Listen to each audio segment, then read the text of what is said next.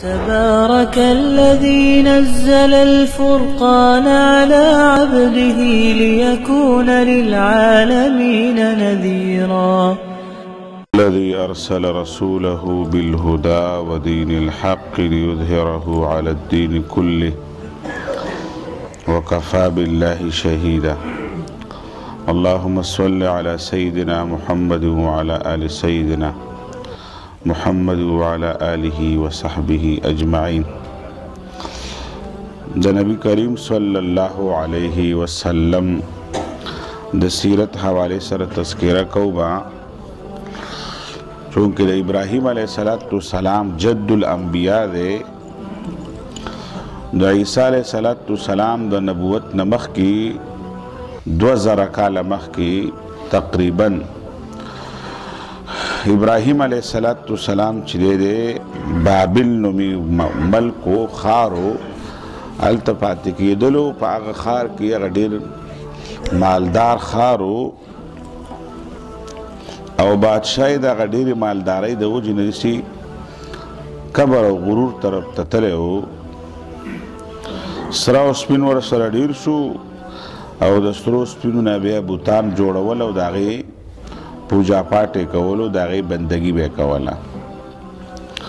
ابراہیم علیہ السلام التباغ خپل خار کی بیا دی مخالفت کرے دے، تو چونکہ ابراہیم علیہ السلام دا کور ټول خلق دا بادشاہ سره پدی بت پرستی کی شریکو مرگری ورسرا ابراہیم علیہ السلام تنہاو. دا ابراہیم علیہ السلام پا وقت کی د سارا بی بی سارا سرا وعده شوی وو او لوط علیہ السلام یې وراره کېدلو، دا هم ورسره وو چې کله دغه بابل خار او دغه مملکت او سلطنت د شرک د وجې نه پرېښودلو،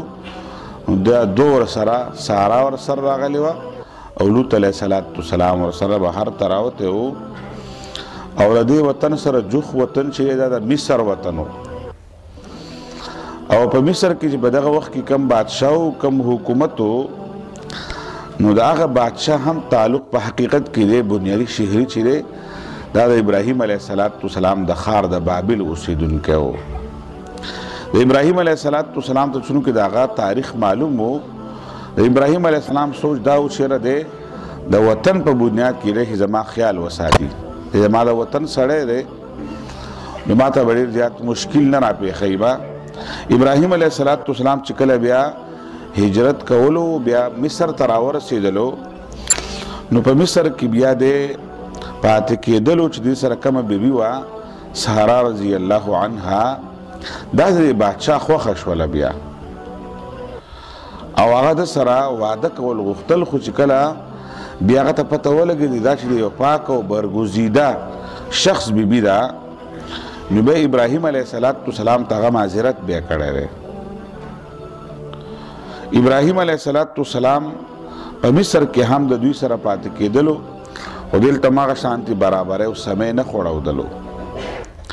ابراهیم علیہ السلام خپل سفر بیا جاری وساتلو او د مصر نه چې کله راوتلو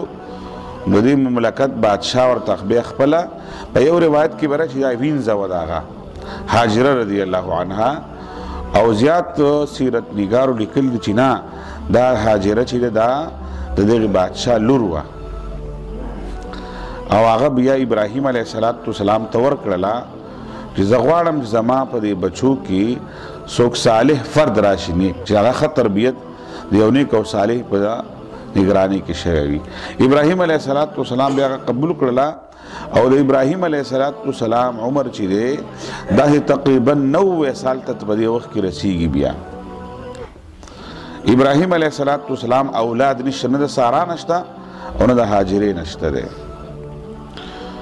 بیا په دې دوران کې چې دی ابراهیم علیہ السلام د مصر نه راوتی دی، بیا نو د عرب ملکونو سره پاغ د عرب مصر هم د عرب ملکونو حصہ ده او پاغه ځکه په زمانه کې تقسیم بل شانتی وو، نو د چې کله د عرب ځمکې ته بیا راوخته دی نو الله تعالی ورته بیا د هاجره رضی الله عنها نه اسماعیل علیه السلام ورکړی دی او د سارا نه ورته اسحاق علیه السلام بیا الله تعالی ورکړی دی. ابراهیم علیه السلام بیا چې اسماعیل علیه السلام پیدا شولو د الله حکم ورته بیا چې عرب کومه صحرا وا چې کوم ځای کې اوس بیت الله شریف جوړ دی دا بالکل شړه علاقه وه دلته نه دغه و بوټي وو نه ونې وي نه اوبه وو هېڅ هم نه وو نه چېرته کور وو نه چېرته آبادي وه صحراګانې وې دا شړه علاقه وه بالکل د الله پاک حکم ورته و چې دلته به د خپل بچی او هاجره به هم دلته پرېږدی به او دلته هسې بیا هغوی د اسماعیل علیه السلام دلته بیا یو څلور ګوټه جومات وړوکی غوندې بیا جوړ کړی و چې کوم د بیت الله نقشه ده وس او اسحاق علیه السلام چې دی د مصر طرف ته شام طرف ته دې طرفونو ته بیا چې کله ساره رضی الله عنها نه دی پیدا شوی دی نو اسماعیل علیه السلام د ابراهیم علیه السلام په اولاد کې د ملک شام طرف ته او دې طرفونو ته تللی د مصر دې طرفونو ته بیا پاتې شوی و د اسماعیل علیه السلام ته الله تعالی د هغې نه پس 12 زامن ورکړي او د اسحاق علیه السلام هم 12 زامن و د اسحاق علیه السلام زیات نږدې پاتې کېدلو د هغې خپل زوړ وطن سره چې د ساره رضی الله عنها هغه طرف ته خاندانو نو د زیات هغه طرف ته بابل خار طرف ته او دغه شام طرف ته فلسطین طرف ته دې طرفونو ته د اسحاق علیه السلام اولاد دا 12 زامن د دغه طرف ته آباد شولو او اسماعیل علیه السلام چې کله په مکه معظمه کې دې طرف ته فاتح کېدلو د 12 زامنو او دا بیا تر مصر پورې تر یمن پورې په دې علاقو باندې د اسماعیل علیه السلام دې طرف ته بیا د اسماعیل علیه السلام اولاد پاتې شوی دی او اسماعیل علیه السلام په خپله باندې دلته یو وړوکی غوندې جومات جوړ کړی چې کوم ځای کې بیت الله شریف دی اسماعیل علیه السلام بیا یو بچی دی راقیدی دی یا رقبه دی هغه په زامنو کې بیا یو سوی دلته آباد شوی دی په مکه معظمه کې او د هغې نه بیا د عرب نسل خور شوی دی او د عربو نسل چې بیا د اسماعیل علیه السلام په دې مختلفو خطو کې بیا خورېدلو دا بچي کله د اسماعیل علیه السلام او د اسحاق علیه السلام دا د یو بل نه دواړه خاندانونو جدا غوندې شولو ځکه یو طرف ته هغه شام طرف ته لاړل او دا چې دی د عرب ځمکې طرف ته دې خوا طرف ته د اسماعیل علیه السلام اولاد پاتې کېدلو بهرحال د دواړو وروڼو د خپل منځ کې یو بل سره رابطې به وي د یو بل سره بیا تعلق داسې پاتې شوی دی د بچو هم بیا پاتې شوی دی او د یو بل سره هغه خانداني نسبي تعلق به بیا هم پاتې کېدلو به د یو بل سره چونکه عرب ځمکه چې دا د دنیا وس دی وس منظر د دنیا کم منځ چې دی دا د عرب دا ځمکه ده د مکې معظمې دا ځمکه چې دا د دنیا بالکل منځ دی او غالبا وس چې کم خلک وایي سپوږمۍ ته ختلي وو نو هغوی د سپوږمۍ نه پورته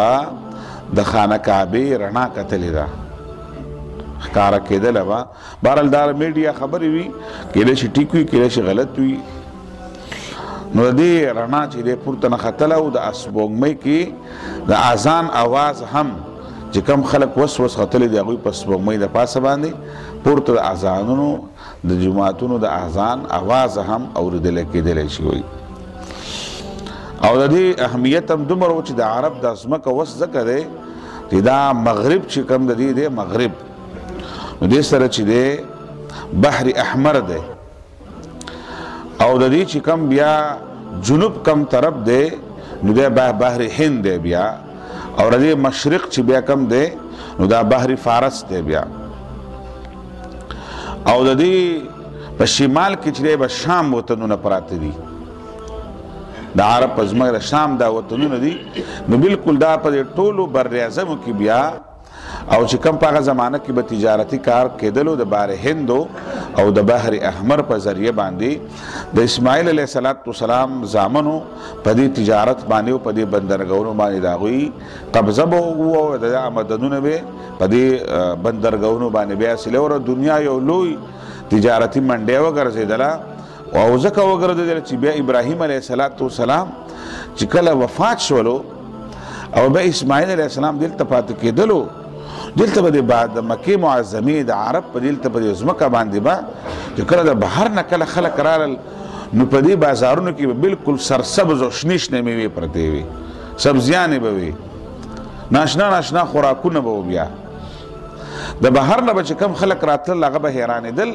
او چې کله ویل دوی نه تپوس وکړو نو هغه ویل دا زموږ د نیکه د دعا نه که نه چې ابراهیم علیه السلام دعا کړې وه چې زه د خپل اولاد پرېږدم بواد غیر ذي زرع عند بیتک المحرم، په داسې یوه علاقه کې چې هغه کروندې والا علاقه نه ده، شړه علاقه ده. نو یا الله تعالی دې علاقه زما دې اولاد ته او دې خلکو ته د میوجاتو نه الله تعالی ورکړي او دلته امن هم ورکړي دوی ته. ویل دا د ابراهیم علیه السلام چې موږ کوم نیکو دا د هغه دا دعا ده. او ابراهیم علیه السلام دا دعا ځکه کړې ده چې د تبلیغ دپاره چې کوم ځای کې ته تبلیغ کې،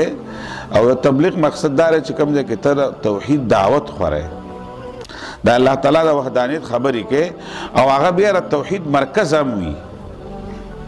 نو هلته چې کوم خلک پاتې کېږي هغه توحید خبرې کوي، د الله تعالی د وحدانیت خبرې کوي، په کار ده چې هغه معاشي پریشانۍ نه هغه آزاد وي،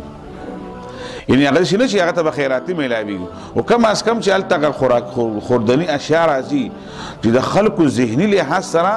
د خوراک لحاظ سره خلکو ته سکون وي هلته. ځکه ابراهیم علیه السلام بیا دعا چې کومه دعا کړې وه د خوراک لحاظ سره چې الله تعالی د مکې د خلکو چې دا به د موحدین یو مرکز به ګرځي به، او دا د مسلمانانو یو مینځ ځای به وي، مسلمانان به ټوله دنیا نه دلته راځي ونو الله تعالی د دوی د رزق مسله دوی ته حل کړي، ځکه دلته اوبه نشته دی، دلته بوټی نشته، د ځمکه مدد نه کوي، دا شړ علاقه ده، ریګستان دي. الله پاکه چې دا خلک دلته چې څوک د داسې د توحید او د داسې بنیادي کار کوي چې د هغوی د رزق مسله الله پاکه حل کړي. دویمه دا چې کوم ځای کې امنیت نه وي که نه هلته بیا خلک کار نشي کولی، خلک خوف محسوس کوي، د انسان هغه جذبه چې هغه مجروح کېږي دې سره. نو د تبلیغ د دین د دعوت او د دین د مرکزیت لپاره دویم بنیادی خبره د امن دی. نو ابراهیم علیه السلام د امن دعا کړې وه، نو الله تعالی دا خار خلکو ته د مختلفو خطونه د خوراک د رسایي یو انتظام وکړلو، او هغه انتظام یې نو چې اسمان نه به راتلل، هغه انتظام دا و چې دلته دوه غټې غټې بندرګاهونه نږدې وي. بیا داغه بندرګاهونو په ذریعه باندې به د مکې ښار ته چې دی د سمندر په ذریعه باندې به خوراکونه خوردني اشیا راتلل به. او دویم دا چې د مکې معظمې د دې علاقې یو خپل رعب داسې الله تعالی قایم کړلو چې هلته هر یو ورانکار فرد چې دی هغه به د خپل ورانکارتوب و همت دلته نشو کولی، او په دې مکه معظمه کې امن قایم شولو. دا د امن سلسله او د رزق سلسله تر نن پورې روانه ده، او د دې بنیادي وجه دا و چې ابراهیم علیه السلام دا به بنیادي طور د تبلیغ او د دین یو دعوتي مرکز به ګرځي، د موحدینو او د مسلمانانو یو ځای به ګرځي چې دا د دې ځای خلک د دې دو پریشانونه بچ شي چې هغه د خپل دین په کار کې په هغې کې یکسویي وي، او هغه دین کار د دنیا هر خطې ته هغه بیا ورسیږي. د دې وجې نه ابراهیم علیه السلام بیا دعا کړې ده، او الله پاک د هغې وخت نه بیا د دې خطې د ټولو مسلمانانو دپاره د ابراهیم علیه السلام په اولاد ابراهیم علیه السلام نه پس بیا دا د هر دور او د هرې زمانې د نیکانو خلکو مرکز بیا وګرځېدل، دا مرکز شروع بیا د مسلمانانو. اگر چې اسماعیل علیه السلام نور چې کوم اسحاق علیه السلام داغه بچی او یعقوب علیه السلام داغه په اولاد کې پیغمبران راتل با، هغه د شام طرف ته وو، فلسطین طرف ته وو، دغه ته هم ارض الانبیاء وي، د پیغمبرانو ځمکه وه.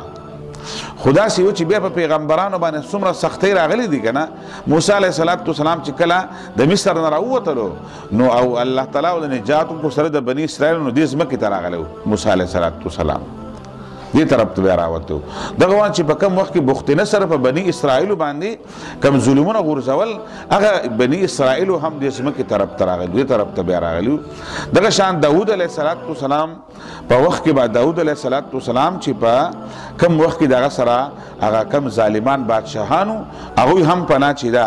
د دې ځمکه کې اغستې ده نو تاریخي لحاظ سره دلته موسی علیه السلام هم راغلی دی دلته داوود علیه السلام راغلی دی او دلته بني اسرائیل هم د بخت نصر د ظالم بادشاه هم دلته هغوی بیا پناه اغستې ده ځکه دا یو امن والا ځای و دلته به دشمن په بل دشمن باندې لاس نشو پورته کولی او هر یو انسان به ځان بیا محفوظ ګڼودلو نو دا د دې عرب د ځمکې یو تاریخي فص منظر و ځکه د محمد صلی الله علیه وسلم پیدایش به دلته شوی دی نبی علیه السلام دلته پیدا شوی دی دا چونکې دې بنیادي طور د الله تعالی د ابراهیم علیه السلام په دعا باندې او الله تعالی منشا په دې کې شامل چې الله منشا دا یا چونکې دنیا منځ دا د توحید بنیادی مرکز وګرځي او د دین هر ځای ته دنیا هر بر اعظم ته دې کې رسایي چې آسان ده کدا یورپ ممالک ته هم ورته رسایي ده او کدا افریقي ملکونو طرف ته هم آسان ده او کدا وسطی ایشیا طرف ته راځي هم آسان ده داسې په یو طرف کې نه چې دا غینه بل طرف ته یعنی هغه طرف ته تلل ګران وي د دې وجه نه د نبی علیه السلام د پیدایش ځای چې الله تعالی مکه معظمه ګرځولې ده د په دې بنیاد باندې دا خبره وکړله داسې حادثه نه راغله چې یو حادثه وه بلکې دا مکه معظمه او دا علاقه الله تعالی د پیغمبرانو د نیک خلکو مرکز ګرځول او په دې کې ډېر واقعات او تسلسل تیر شوی دی خو چونکې هغه تاریخي واقعات دي او د هغې سره زموږ زیات خبره نه کوو داسې خو چې کوم زموږ د نبي صلی الله علیه وسلم د هغه په رسالت باندې د هغه په سنت باندې او د هغه چې کوم دین راوړی په هغې باندې د یقین مضبوطوالي دپاره ځینې وخت کې د تاریخي خبرو ضرورت وي چې انسان په دې باندې پوه شي اسې نه چې هوایي خبرې کوي چېرې هوایي خبره کله نه کله انسان کوي نو بنیاد هم ورته نه معلومه په خپل هم په شک کې چې دا خبره ټیک کومه که غلطه کومه او چېرې زه به ټیک یم که دا یوروپ خلک به ټیکي دا عیسایان به ټیکي یهودیان به ټیکي نه چې انسان په دې خبره بالکل صفا ذهن والی چې زما دا خبره بالکل ټیک ده او د دې د دنیا د ځمکې تاریخ دا وایي چې عیسایان دي که یهودیان دي که نور خلق دي د هغوی خلکو هم دلته رسایي شوي او دلته راغلي دي دا بنیادي خبره دې لپاره موږ کوو چې موږ پر خپل دین باندې او په خپل اسلام باندې یقین مستحکم شي د نبی علیه السلام د سیرت مقصد همدا چې موږ د خپل نبی د واقعاتو نه د هغه سیرت نه سیرت بل شی نه سیرت عایشه صدیقه رضی الله عنها فرمایي چې د نبی علیه السلام متعلق تپوس الله د رسول اخلاق سوی هغه قرآن دی ویلی دی عایشه صدیقه فرمایي د الله د رسول سیرت دا قرآن دی